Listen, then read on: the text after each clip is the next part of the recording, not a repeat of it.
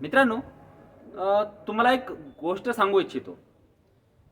एके वेळेस काय होतं, एक जंगलाचा राजा सिंह, एकदम अकराळ विक्राळ रूप असलेला, लांब केस, असे वाघ नख, एकदम असे एकदम मोठे ताग, तर्जन नख, त्यानंतर दात त्याचे सुळेसारखे एकदम, आणि एकदम अकराळ विक्राळ पायाचे नख, त्याची चामडी एकदम खतरनाक.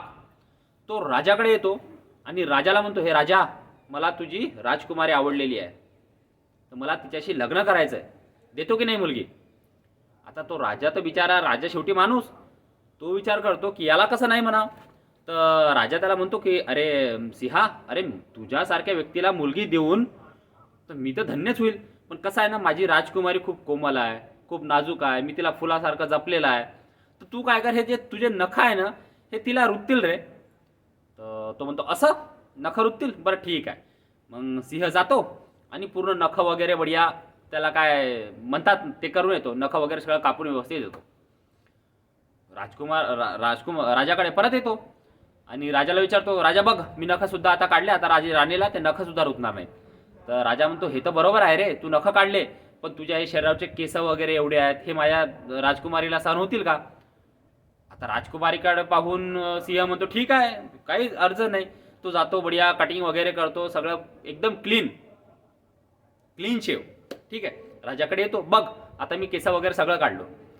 त्यानंतर राजा परत म्हणतो, अरे हे सगळं तर ठीक आहे, तू नख काढले, तू केस काढले, पण हे तुझे दात आहेत ना, हे ते एवढे मोठमोठ्या सुळे आहेत, हे माझ्या राणीला दुखतील रे.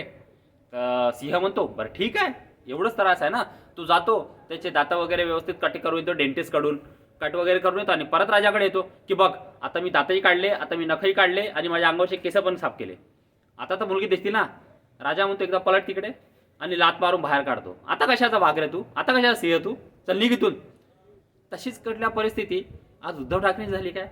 वाघ नख, डर काळ्या, ढेकून, मर्दाची औलाद, गाडून टाकू, पुरून टाकू, आदिलशाहीच्या फौजा, औरंगजेबाची औलाद, अशा शब्दांचे रचते उद्धव ठाकरे यांच्या पक्षाला भवितव्य उरलंय का? नमस्कार मित्रांनो, माझं नाव गोपाल काळे आणि तुम्ही बघत आहात द सेकंड ओपिनियन. व्हिडिओकडे वळण्याआधी प्लीज प्लीज प्लीज एक लाईक तर तुम्ही नक्कीच करू शकता मित्रांनो, एक लाईक आणि एक कमेंट. बस तुम्हाला या व्हिडिओबद्दल काय वाटतं, किंवा तुमचं ओपिनियन काय आहे, किंवा तुमचं मत काय आहे, हेच तुम्हाला याच्यामध्ये सांगायचं आहे. त्यांनी माझ्या व्हिडिओची रीच वाढते आणि मला सुद्धा मोटिवेशन मिळतं की मी तुमच्यासाठी वेगवेगळ्या टॉपिकवरती व्हिडिओ घेऊन येऊ. तर मित्रांनो चला, तर आज आपण व्हिडिओकडे वळू. उद्धव ठाकरे यांचं नाव जर लक्षात घेतलं तुम्ही, तर उद्धव ठाकरेंबद्दल काही चांगल्या गोष्टी सुद्धा आहेत. म्हणजे 2014 मध्ये बाळासाहेबांची मृत्यू झाल्यानंतर पक्ष हातात घेतला आणि घवघवीत यश, म्हणजे बाळासाहेबांना सुद्धा जे यश मिळवता आलं नाही, ते यश उद्धव ठाकरे 63 जागा जिंकून त्यांनी मिळवलं. पण ते यश त्यांना टिकवता आलं का? ते यश त्यांना टिकवता आलं का? बिलकुल टिकवता आलं नाही. कारण की हा जो व्यक्ती जो स्वतःच्या वडिलांचे विचार हा खोट्यावरती मानतो, जो हिंदुत्वाला सोडतो, जो सावरकरांची विचारधारा जपणाऱ्या पक्षाला सोडून हिरव्यांची विचारधारा जपतो. अरे औरंगजेबाचे उदाहरण देऊन मुस्लिम पॉप्युलेशनना आपलंसा करण्याचा प्रयत्न करतो. उद्धव ठाकरे साहेब, खरंच तुमच्या पक्षाला भवितव्य उरलंय का? अरे हिंदूंची धडकणारी नस म्हणजे शिवसेना होती. मुंबईमध्ये आवाज कुणाचा म्हटलं की शिवसेनेचा हा शब्द घरातून पडायचा. आता कुणाचा आवाज आहे हो तुमच्या? आता तुमच्यासोबत लढणारे लोक उरलेच कुठे उद्धव साहेब? आता तुमच्यासोबत लढणारे लोक उरलेत का? ज्यावेळेस तुम्ही हिंदुत्वाचं सर्टिफिकेट या हिरव्या टोप्यांकडून घेतलं, कोणत्या अहो सभेमध्ये म्हणताना लाज वाटली नाही? अहो तुम्ही बाळासाहेबांचे सुपुत्र आहात, सभेमध्ये मुसलमानांना विचारता की तुम्हाला माझं हिंदुत्व पसंत आहे का, आणि ते म्हणतात हो हो, कारण त्यांना माहित आहे की नवीन ते म्हणतात ना, नवीन कोंबडा मोठ्याने बांग देतो. तशा प्रकारे तुम्ही जे नवीन स्वरूप तुमचं घेतलेलं आहे, जो धर्म तुम्ही सोडलेला आहे, तो मोठ्याने बांग देतो. आणि महाराष्ट्रामध्ये आणि देशामध्ये जर सगळ्यात कट्टरपणे जर हिरव्यांचं किंवा टोपीवाल्यांचं समर्थन जर कोणी करणारा व्यक्ती असेल, तर तो उद्धव ठाकरे तुम्ही झालात. उद्धव साहेब, खरंच तुमच्या पक्षाला भवितव्य आहे का? या गोष्टीचा विचार करा. अहो शिवसेना म्हणजे काय होती? बाळासाहेबांनी शब्द टाकला तर त्या शब्दाला मागे न घेणारे बाळासाहेब ठाकरे. हा तोच शब्द होता ना. हो, जर माझ्या शिवसैनिकांनी जर ती पाडली असेल तर मला त्याचा गर्वच आहे. आणि तुम्ही अहो त्यांची चाटण्यापर्यंत तुम्ही गेले. वक्फ बिल बोर्डच्या नावावरती जेव्हा बिल आला तेव्हा संसदेमधून तुमचे खासदार पळून गेले, आणि हेच टोपीवाले तुमच्या मातोश्री समोर येऊन तुम्हाला गद्दार म्हणण्यापर्यंत पोहोचले. मातोश्री समोर येण्याची ज्या व्यक्तींची कुणाचीच हिंमत नव्हती, तिथे येऊन उद्धव ठाकरे गद्दार है, इथपर्यंत हे लोक पोचले तरी पण तुमचे डोळे उघडले नाही. आज महाराष्ट्रामध्ये सगळ्यात मोठा मुस्लिमांचा जर नेता कोणी असेल तर तो म्हणजे उद्धव ठाकरे. उद्धव ठाकरेकडे आज उरले कोण? उद्धव ठाकरेकडे दरबारी राजकारणी, सकाळी 9 वाजता वाजणारा नॉटी बॉय हरामखोर संजय राऊत. म्हणजे हरामखोर म्हणजे नॉटी आणि हरामखोर हा शब्द सारखा आहे म्हणून संजय राऊत साहेबांना तो शोभतो. तर संजय राऊत साहेब ज्या प्रकारे शिवीगाळ करतात, रोज कोणा बाईला शिवी देतात, माणसाला शिवी देतात, काय काय शिवी देतात, पत्रकारांच्या तर तोंडावर थुकतात. पण आमच्या पत्रकार मित्रांना लाजा नाही ही वेगळी गोष्ट, कारण की सकाळी 9 वाजणाऱ्या भोंग्यासमोर ते बोचन घेऊन जात राहतात रोज, आणि तो भोंग्यावर थुकतो आणि तुम्हाला भाषण देतो. कोणत्या ना कोणत्या व्यक्तीला अभद्र शिव्या देणं, काय करणं हेच काम चालू ठेवलंय. अहो याच्यामुळे तुमचा शिवसेना पक्षाची माती झाली हे उद्धव साहेब कधी समजसाल तुम्ही? तुम्ही ही गोष्ट कधी समजसाल? पण तुम्ही समजणार नाहात.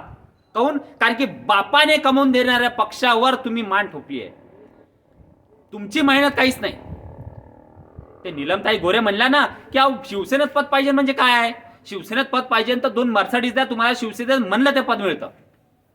ते नारायण राणे एकदा गोष्ट सांगतात ना की उद्धव ठाकरेंनी मर्सिडीज घेतली आणि मी त्याला विचारलं बाबा इन्कम टॅक्स कडे दाखवली का? तो आता म्हणला कशाला दाखवावं लागतं? अरे समजतच नाही ना.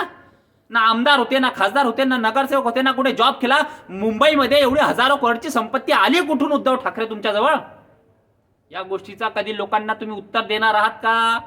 2.5 वर्ष मुख्यमंत्री होते, लोकांना गरम पाणी प्या म्हणणारे कुटुंब प्रमुख, 17,000 लोकांनी भारतातल्या मत करून तुम्हाला भारतातील बेस्ट मुख्यमंत्री पदाचा अवॉर्ड दिला होता, हे आम्हाला माहिती आहे. अजितदादा माहिती आहे ना कसं म्हणले होते? हो, भारतातल्या 17,000 लोकांनी सांगितलं की Uddhav Thackeray best chief minister आहे.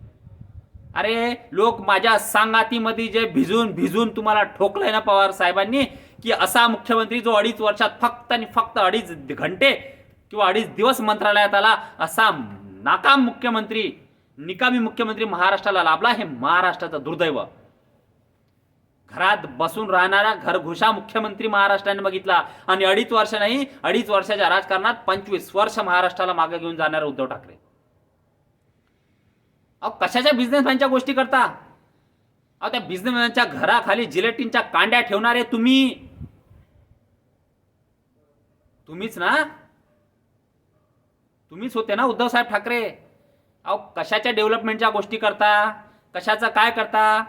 त्या दावोसला जाऊन अहो तुमच्याच पार्टीचे खासदार, माजी खासदार चंद्रकांत खैरे पाटील, प्रियंका चतुर्वेदीला जेव्हा तुम्ही राज्यसभेवर पाठवलं तेव्हा काय बोलले आठवतं ना?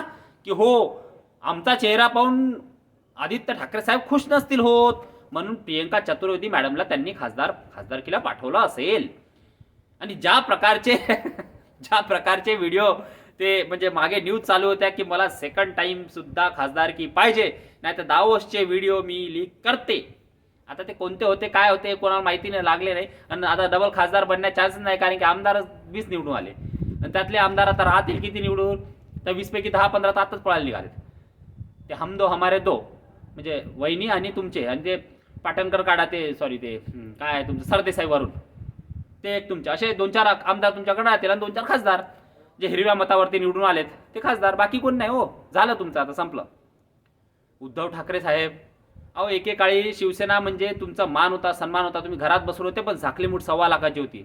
अहो तुम्ही ती मूठ खोलली आणि महाराष्ट्राच्या जनतेला दाखवून दिलं की माझ्यासारखा नाकामा निकम्मा मुख्यमंत्री महाराष्ट्राला कधी लाभू नये, महाराष्ट्रातला मुख्यमंत्री कसा नसाव याचं बेस्ट एक्झाम्पल तुम्ही दिलं. हिंदुत्व सोडून जेव्हा तुम्ही काँग्रेसची सेक्युलर बाजू घेतली, अहो काँग्रेस तर उघडपणे सांगते की हो आम्ही सेक्युलर आहोत, आम्ही मुस्लिमांचे पोषक आहोत, आम्ही मुस्लिमांना सपोर्ट, मुस्लिम धारची पक्ष आहोत. पण तुमच्यात हिंमत आहे का म्हणण्याची की नाही मी सेक्युलर आहे? अहो म्हणून तर दाखवा. अहो स्वतःला मर्द म्हणता, मर्दानगी प्रूव्ह करावं लागते साहेब. मर्द म्हणल्याने होत नसते हो, मर्द म्हणल्याने होत नसते, प्रूव्ह करून दाखवावं लागते. या गोष्टी तुमच्याकडून होतील का?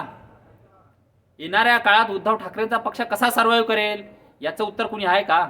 अहो जे ग्राउंडवरती लढणारे शिपाई होते, जे ग्राउंडवरती शिवसैनिक लढत होते, ते शिवसैनिक आज तुमच्याकडे आहेत का?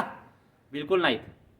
ते शिवसैनिक सगळे एकनाथ शिंदे साहेबांकडे गेले आणि तुमच्याकडे कोण उरलं? तुमच्याकडे संजय राऊत, अनिल परब, विनायक राऊत, हे म्हणजे चांडाळ चोकडी ज्याला म्हणतात ती उरली. आणि चालवा आता तुमचा शिवसेना उरला नाही, उरला सोरला उभाटा पक्ष, उरला सोरला शिवसेना पक्ष चालवा. साहेब सांगतो खरंच, मुंबई महानगरपालिका ते म्हणतात ना पोपटाचा जो पिंजऱ्यात असतो, तसा उरलेल्या शिवसेना जीव त्या मुंबई महानगरपालिकेत आहे हो. ती जर का हातातून गेली ना साहेब, वाट्या घाट्या राम राम. कसा व्हिडिओ वाटला प्लीज कमेंट बॉक्समध्ये सांगा आणि चॅनलला लाईक शेअर आणि सबस्क्राईब नक्कीच करा मित्रांनो. धन्यवाद.